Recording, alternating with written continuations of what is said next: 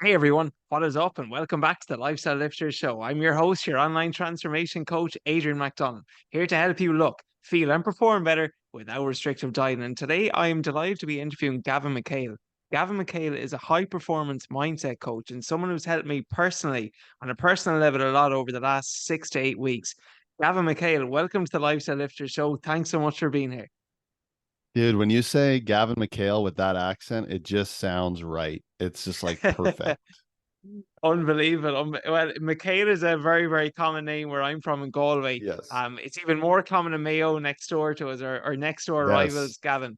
But before we get you to share a bit about yourself, Gavin, obviously, would you just define yourself if someone were to see you walking down the street and they ask, "What's your job? What's your line of work?" How would you describe what exactly it is that you do? Well, if they were my parents, they would never know what I actually do. The professional answer is I'm a personal development coach. I'm a mental performance coach. I really like to call it a vibe coach, though. I get people in the right vibe. I get people feeling good so that they can take actions that are going to lead to success. So any one of those is what I would say, depending on the mood I'm in. I like your daily vibe check, man. So you know what? For the Yes. sake of this podcast, let's go with a vibe coach. Tell me, Gav, though, this obviously was something that you started transitioning to a lot more in the last couple of years. But what made you actually interested to specifically become a mindset or a vibe coach? Yeah, so for me it was my story, and it was the shift that I made. And so one of the things I say to a lot of people whenever people hear me speak, I'll often share parts of my former self and my former story and things like that. And I won't go into it just for the sake of time into the whole story, but my story really, I probably had the skill set to play professional hockey, ice hockey. I'm Canadian. And I couldn't get my mind right. I couldn't deal with failure. There were so many things that, held me back between the ears. And so having kind of blown it, for lack of a better term, with a professional sports career, I think when I share that with people, a lot of high performers, there's this like recognition, because the thing that they fear most is blowing their potential, being found out to be a fraud, anything like that. And all that happened to me on like a grand stage. And I'm here. I came back from it. So my story is what makes me so passionate about this, because I realized, like, I had all the tools, I had all the tactics for sports, for business, for any success in life, but it wasn't working for me because my mindset was holding me back. I had these stories, I had these limiting beliefs that were holding me back. And a lot of us, a lot of the people I work with, from just trying to get to their first six figures as a fitness coach to I work with multi-million dollar business owners, we've all got the same issues, which are our little stories running in the back of our head that are not serving us. And so it was through my experience that really got me into this and got me excited about it, and really keeps me going, because it's a constant battle. To con and Gavin, something you say to us every week on your coaching calls is you got to keep doing the work. You got to keep doing the work. Do Yeah. your daily vibe check. Can you just define first of all what does doing the work actually mean? Oh, that is such a great question. Um, the best definition I have for it is looking inward. So, whatever that means, there's so many ways to do that. And we can share some of those, of course, today for the listeners. But we often, in today's world, it's so easy to look outward at everything. There's so much coming at us, right? We have social media, we have news, we have podcasts, we have radio, we have TV, we have Netflix, we have Disney, we have, like, all these different things coming at us, right, externally. And it's really easy to look external. You look at like our school system and all of that, and even sports, because I know you're a former athlete as well. It's all external validation based, right? Like, you're trying to please other people. And I think that it's so easy to constantly look externally and never turn the mirror around and look at yourself. and go, what is it within me that is working, that's helping me? And what is it within me that's not working, that's not helping me, that I can improve, that I can change? And so constantly doing the work, we talk about lots of different things. You mentioned the daily vibe check a couple of times. Really what that is asking questions about what's going on inside of you. I think a lot of us are very quick to judge, very quick to get angry when things don't go our way, but we forget to ask questions and get curious, because when we do that, our brains are built to solve problems. Like that's literally what they do best. They solve problems. Problem is, a lot of people aren't giving them very good problems to solve. They're not asking good questions. So if you can ask better questions on a daily basis by, as I say, doing the work, then you're going to get better answers because your brain's just waiting for it. What are some examples of good questions we should ask ourselves every day, Gav? Yeah. So let's start with the daily vibe check. So I'll set it up with a little bit of context. This is like a 3-minute thing that you can do, a 3-minute activity. It takes almost no effort. The first, so to set it up, our feelings, the way we feel, our emotions. Okay. Any man listening to this podcast is like, oh, here we go. He's going to talk about emotions, right? Any man listening to this podcast, we all grew up in similar generation. I know you and I did, Adrian, of don't show your feelings. Don't, emotions are bad. And, of course, you don't want to be out here crying every day in public. But if you hide your emotions from yourself, which I did, right? Growing up in hockey, don't let anyone see how you feel. Don't let them know that if you're struggling, make sure that you fake it. Well, I hid those emotions from myself too, right? So now I had no idea what I was feeling. And so this vibe check allows you to figure out, what am I feeling? Because those feelings are actually like a GPS system or an indicator of, are you on the right path? If you feel like crap, you're probably on the wrong path. And to give a great example of how this works is, if you've ever walked into a room where two people have been arguing, you can feel that. It doesn't feel very good, right? So we're going to take advantage of that kind of like gut feeling. So the vibe check is, number one, what am I feeling? Just what am I feeling? And I actually use this online tool called feelingswheel.com because I have no idea what I'm feeling usually. Feelingswheel.com. Feelingswheel.com. It's like just some dude put this wheel up online, and it's great. You can start on the inside and you can move your way out. Don't have to. It's like happy, angry, sad. What am I feeling? Right. Question 2 is, what does this feel like physically? And the main reason for that question is, on the surface, is so that we don't judge ourselves for feeling that way, right? It's like, oh, I'm feeling sad. Why am I feeling sad? I shouldn't be feeling sad. What's wrong with me? We don't want to do that. So it's like, I'm feeling sad, let's say. Go into your body. What does that feel like? There's probably some physical sensation attached to it, and it just gets us out of our head. Yeah. And then question number 3 is, let's use the GPS system. What is this trying to teach me? Right? Within the context of my life and what's going on, I'm feeling this way. What might this be teaching me? And then we can pull the lesson and we can move on. And it's that simple. So those are some good questions. Do you want me to keep going on some other ways we can kind of like go inward? Absolutely. Absolutely, man. I'm all ears. Sure. So I think let's kind of look bigger picture again at one of the big times when there is an opportunity to ask questions and we don't, is when we make a mistake or when we fail. Failure is the thing that really stopped me, is I couldn't effectively deal with failure. And failure could mean big failures, like, losing lots of hockey games and doing, big things that kind of kept adding up. Or it could be those little failures, making one mistake, like a little mistake that kind of adds up, or missing your snooze, or, missing, maybe eating junk food or something like that. Right. Yeah.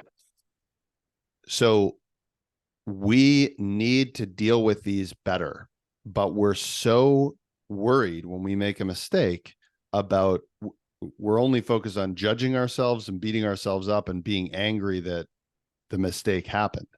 We forget that in that mistake and in that failure, there's a nugget of feedback. And actually, it's the best way to learn. I've Yeah. shared this on a couple of podcasts. My dad said to me when I was 18 years old and I had had like 4 speeding tickets, he's like, Gav, I don't think you know any way to learn other than the hard way.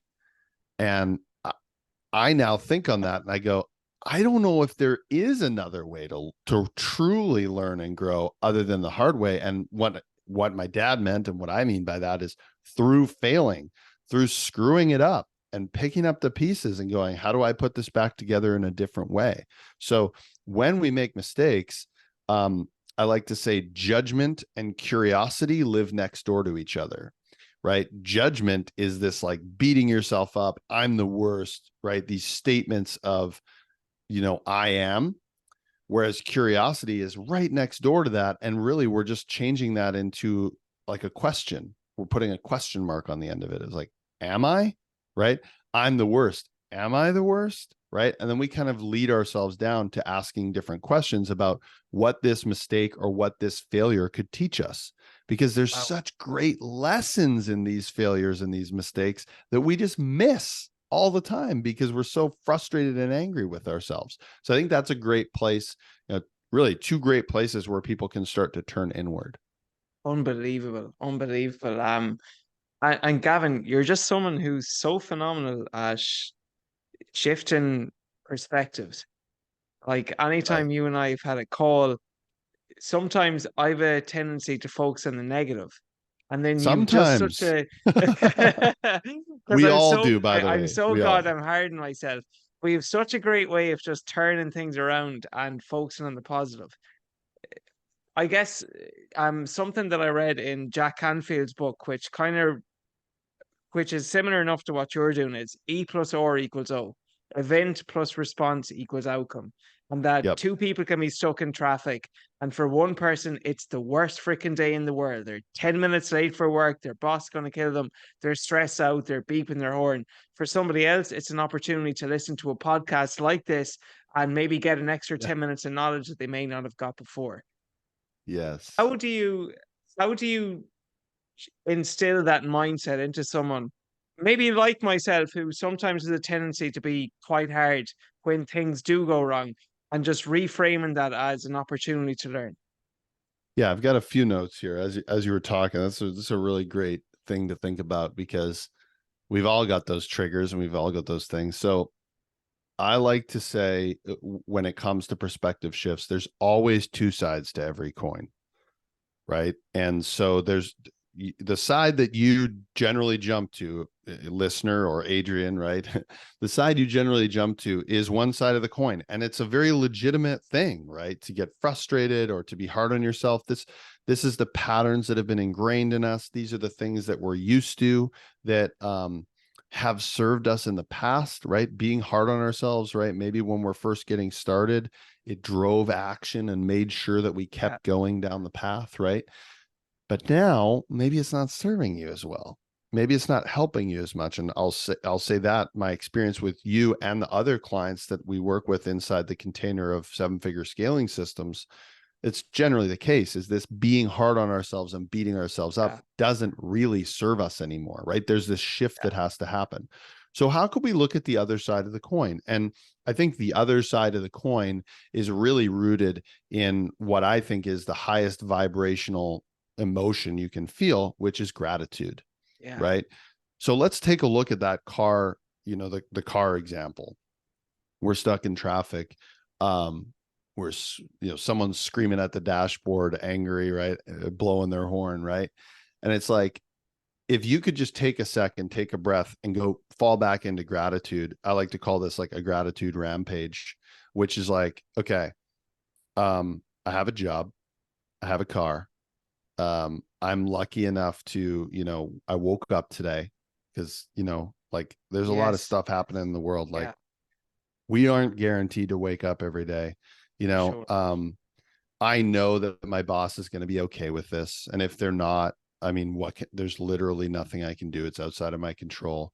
And like you said, I have the opportunity now where there's some extra time here, and, you know, maybe I could learn something, or maybe I could, you know, do something to help myself feel better.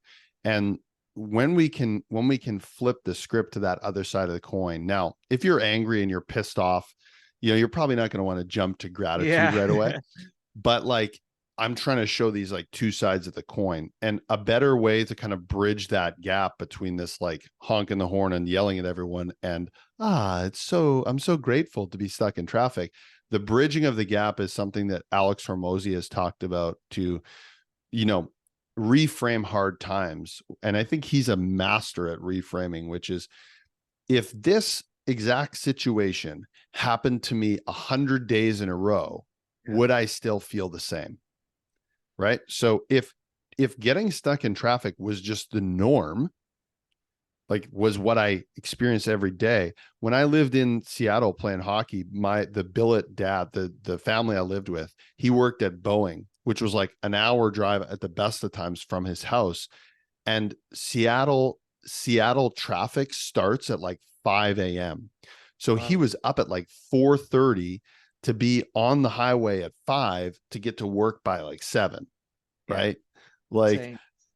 this was the norm for him. And I remember saying to him, like, dude, that's crazy. And he's just like, well, it's my life. Like it's something that I'm a trade-off that I'm willing to make based on the career that I have and what I want to do with my life. And so a good way to bridge that gap anytime that you're feeling frustrated or angry with anything is just like, if this were to happen 100 days in a row, would I still feel the same? Deadly. Deadly. I know Hormozy was the example of his pet dying. And I think that Right. was that the case, that if he had a cat for 100, if he had a cat that passed away 100 days in a row, you probably wouldn't feel as sad as the first time that it happened. Um, Right. Gav, just on that note and on mindset and on reframing, what advice, because you mentioned at the start, limiting stories, limiting beliefs. So for anyone out there who has these stories, they tell themselves, I will never, I can never, I'm not good enough, or these limiting beliefs, and they've had those ingrained in their mindset for years, potentially even decades. It's not just a case that you just flick a switch and you can go from Right. overcoming them to more empowering, positive state. What are some practical ways, though, that you can slowly transition out of that and Yeah. start thinking with more prosperity? Yeah. So there's kind of like two phases to this. And actually the first phase kind of is flipping a switch, but the flipping of the switch doesn't actually fix the problem. It like Yeah, starts to fix the problem, right? So we have this belief, and I think it's really important to backtrack a second and go like, okay, where do we find these limiting beliefs and stories? Because they're often unconscious. Well, like I said earlier, whenever you get frustrated, whenever you get judgy, okay, those are good times to ask questions. What might be the belief behind this, right? So you get frustrated because you made a mistake. Oh, I always make these mistakes. I'm so stupid. Like, okay, well, there's probably a story like I always make mistakes, right? Or like I can't handle pressure, right? Like, oh, the yeah, pressure picks up and then I make a mistake, right? Okay, there's something in there we could probably pull the thread on a little bit and figure out this is probably a story that's not serving us right now, right? So we've got to kind of look at the places where we get frustrated and judgmental of ourselves. And then one other place is like when someone challenges you to something bigger. I love this one. So like, hey, you know, Adrian, you know, why aren't you making $1 million a year, let's say, for example, and you come in with the yeah, but, right? The yeah buts, or the like, this is why I'm not doing what I could be doing or whatever, those are a really good place, right? It's like, hey, yes, you could probably be pretty shredded. Yeah, but I'm too busy. I'm too busy to be shredded. Oh, well, that's a story, right? Because like I know how busy Adrian is. I know how busy other people are who are shredded, right? So it's really important. This is how we can kind of dig in and find our stories that aren't serving us. And then really it's about, okay, well, and there are some questions we could go through, but for the sake of time, probably not necessary. We just need to choose to make a decision to change that story, yeah, right? And it doesn't need to be the opposite. It just needs to be something that serves you better, right? So let's say like I'm too busy to lose weight.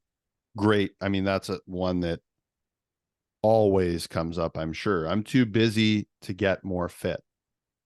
Well, what if I just chose to believe that I can get more fit with 10-minute workouts, or I can make time for my fitness if it's a priority? Okay. So that's not like the opposite, but it's something that's Similar. serves us better. Yeah. Now, so that's the first part, right? That's the flipping of the switch that gets us started, but that does not solve the problem. And this is where a lot of people stop. They go, okay, I changed my belief. See you later, Gav. We're done. No, you are not. Because our subconscious brain, which is 95 to 98% of our brain, that's really running the chess pieces behind the curtain there, it requires evidence and repetition to change. And when you think about it, right? Let's say you're 30 years old and you've been telling yourself this story for 30 years or for 20 years that you're too busy to get fit, or you're too busy, you're too overwhelmed, period. It's going to take a bit of time to rewire that brain, because those synapses have been going, as soon as there's an opportunity to do something, I'm too busy. That's been happening for decades, right? So what we need to do is we need to retrain this part of our brain called the reticular activating system. And the best way to explain reticular activating system is, you want to buy a red car, you see red cars all over the place, but you never see them otherwise, right? The reticular activating system tells your conscious brain what to focus on because there's too much stimuli. And it tries to like reinforce the beliefs we already have. So if I believe I'm too busy, guess what my reticular activating system is going to look for everywhere? Reasons to be busy, right? Like all the examples of how busy we are and how much is going on in the world and all this stuff, right? But if I can retrain it to I can make the time, well, then the reticular activating system is going to start looking for pockets of time. It's going to start looking for places where maybe I can fit it in. And maybe it'll start noticing when I'm scrolling on social media and wasting my time and all of these things, right? So that retraining and then actively, consciously looking for evidence, I think, is the most important part. And I'll tell people, when we've reframed a belief, write down a piece of evidence every day, share a piece of evidence every day, right? And that starts to retrain. And then 6 months go by and you wake up and you're doing 20-minute workouts every second day, and you've lost a little bit of the gut, and you go, huh, that's interesting. I'm a different person now. I'm a better version of myself, a more fit version of myself. And it was just looking for evidence, bang, bang, bang, putting one foot in front of the other. Gav, amen on that. And you brought up such an important point there, because again, something you coach me on that's been really helpful for me the last couple of weeks. You call it your brag book, where effectively Yes. at the end of the day, before you go to bed, you write down any wins at all, as big or as small as they might be. But the amazing thing is, when you speak about the reticular activating system and where focus goes, energy flows, and that's going to be stuff you focus on. Any of the wins that I wrote down, I actively then started noticing and became more aware of them day on day, that, okay, this was a win that I had yesterday. And now all of a sudden I'm shifting my mindset, rewiring my mindset to focus on more of the positive. Yes. Yes. Thank you for bringing that up. Yeah. The easiest, like, some of the stuff I shared there can be a little bit, there can be like some blocks to starting. It's like, oh, I got to do this and then this and then this. The easiest way to start this, and the simplest way, is exactly what Adrian just said. Look for a place where you had a win today, right? And maybe that was like, I drank a glass of water when I woke up, right? Like, it could be that simple. You write those down, and as Adrian's doing, you start looking for more wins, and you start actively trying to seek out places where you can create wins. That's huge, because that's the big shift in the reticular activating system, which kind of controls everything. It controls the lens through which we view the world. So if we view it as I'm losing everything, I'm failing everywhere, we view it as a loser. If I view it as, here's wins, here's a brag, right? We view it as a winner. Unbelievable. Unbelievable. Gavin, I would love to talk for hours and hours with you. You're someone who just I really, really I've taken a lot from over the last couple of weeks. I'm just so grateful to have been able to connect with you, Gav. But for any for listeners out there who want to learn a bit more about you, about what you offer, what you do, Gav, where's the best place to send them? Well, the first best place to send them is to Adrian, because Adrian's going to get you super fit and he's going to get you in shape. And that's the guy. And I'm supporting Adrian, and then whatever Adrian learns, he's going to bring to you. So that's the first place to go. But if you want to learn more from me, directly, just, browsing, so to speak, at Gavin McHale 1 is my Instagram handle. I'll I post that also in the want to show share notes. with what's that? Sorry, I'll post your IG in the show notes, Gav. Great. If I can send you one more thing in the show notes as well, it's this daily, it's called a daily money mindset visualization. Now, maybe people listening to this, they're not as interested in making more money, although I think everyone wants to make more money.